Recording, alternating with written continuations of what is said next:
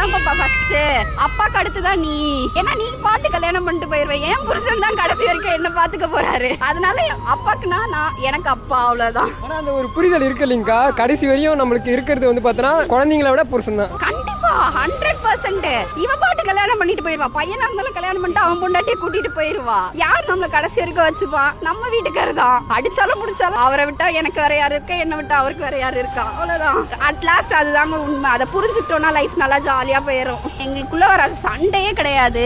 3 வருஷம் பேசாம ஒரே வீட்டுக்குள்ள பேசாமலாம் இருந்திருக்கோம் நாங்க. என் பக்கத்துல தான் இருப்பாங்க, அதுக்காக பிடிச்சி இப்படி தள்ளில ஒண்ணுமே கிடையாது, நார்மலா இருக்கும். எல்லாத்துக்குமே ஒரு ஸ்பேஸ் கொடுக்கணும், கொடுத்தீங்கன்னா அது ஆட்டோமேட்டிக்கா சரியாயிடும். 3 வருஷம் பேசாம இருந்தேன்னு சொன்னீங்க சண்டையில, அது ஈகோனால தான். ஈகோலாம் இல்ல, தெரிஞ்சதா 2 பேரும் பேசாம இருந்தாங்க. பேசினா அடிச்சுப்போம் 2 பேரும். அதை அடிச்சுக்காம இருக்கணும்னா கொஞ்சம் பேசாம இருந்து ஸ்பேஸ் கொடுத்து பாருங்க, ஆட்டோமேட்டிக்கா கொடுத்ததுக்கு அப்புறம் என்ன புரிஞ்சது உங்களுக்கு? இதே ஸ்பேஸை எல்லா டைமும் கொடுக்க முடியாது, ரொம்ப லாங். அது எங்களுக்கு 3 வருஷம் ரொம்ப லாங். 3 வருஷம் பேசாம இருந்ததெல்லாம் நினைச்சே பார்க்க முடியல. அதுக்கப்புறமா தான் உண்மையாவே எனக்கு புரிஞ்சிச்சு என்னன்னு சொல்லிட்டு. இப்போ அவர்ல அப்ப நம்ம உண்மையாவே மாறிட்டோம்ல, மெச்சூர் ஆயிட்டோம்ல நம்ம 2 பேரும் அப்படின்ற அளவுக்கு நாங்க வந்துட்டோம். அப்பதான் தெரிஞ்சிச்சு 2 பேருக்கும் 2 பேர் எவ்வளவு இம்பார்ட்டன்ட். நான் இப்பயும் பாப்பாட்ட சொல்லுவேன், பாப்பா அப்பா தான் பாப்பா ஃபர்ஸ்ட், அப்பாக்கு அடுத்துதான் நீ. ஏன்னா நீ பாட்டு கல்யாணம் பண்ணிட்டு போயிருவேன், என் புருஷன் தான் கடைசி வரைக்கும் என்ன பாத்துக்க போறாரு. அதனால அப்பாக்குனா நான் எனக்கு அப்பா, அவ்வளவுதான். ஆனா அந்த ஒரு புரிதல் இருக்கு இல்லைங்கக்கா, கடைசி வரையும் நம்மளுக்கு இருக்கிறது வந்து பார்த்தோன்னா குழந்தைங்கள விட புருஷன் தான். கண்டிப்பா 100%. இவ பாட்டு கல்யாணம் பண்ணிட்டு போயிருவா, பையனா இருந்தாலும் கல்யாணம் பண்ணிட்டு அவன் பொண்டாட்டியை கூட்டிட்டு போயிருவா. யார் நம்மள கடைசி வரைக்கும் வச்சுப்பா? நம்ம வீட்டுக்காரு தான். அடிச்சாலும் முடிச்சாலும் அவரை விட்டா எனக்கு வேற யாரு இருக்கா, என்ன விட்டா அவருக்கு வேற யாரு இருக்கா, அவ்வளவுதான். அட் லாஸ்ட் அதுதாங்க உண்மை. அதை புரிஞ்சுக்கிட்டோம்னா லைஃப் நல்லா ஜாலியா போயிடும்.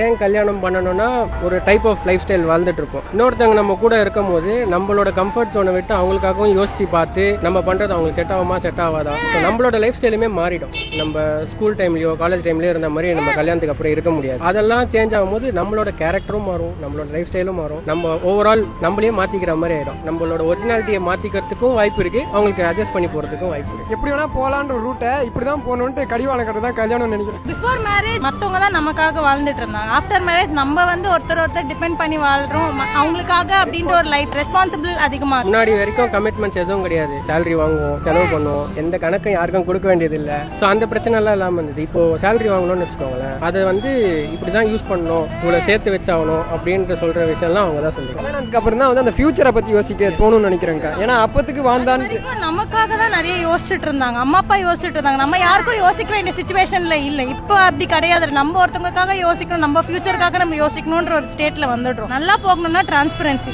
அதுதான் ஒரே வார்த்தை. அது இல்லைன்னா ஒண்ணுமே பண்ண முடியாது. 2 பேருக்குமே டிரான்ஸ்பரன்சின்றது இருந்தாதான் லைஃப் நல்லா இருக்கும். இப்போ அவர்ல அப்ப நம்ம உண்மையாவே மாறிட்டோம்ல, மெச்சூர் ஆயிட்டோம்ல நம்ம 2 பேரும் அப்படின்ற அளவுக்கு நாங்க வந்துட்டோம். அப்பதான் தெரிஞ்சிச்சு 2 பேருக்கும் 2 பேர் எவ்வளவு இம்பார்ட்டன்ட்.